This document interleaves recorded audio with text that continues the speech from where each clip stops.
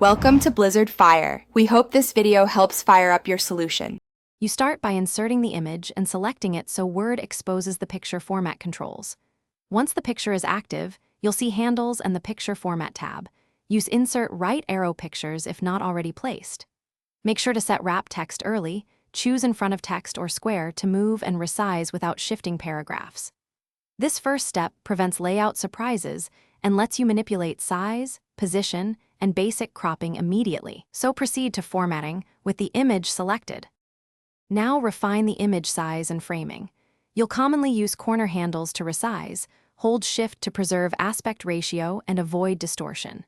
For precise framing, click Crop on the Picture Format tab and drag edges or pick an aspect ratio preset like 16:9. If you need exact dimensions, open the Size dialog and enter width, height, or a scale percentage. Once done, use rotation or position controls to align the image on the page and maintain consistency across documents.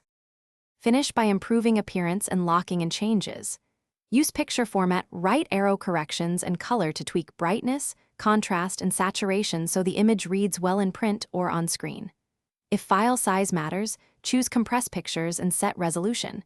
Make sure to apply only to this image if others must stay high quality.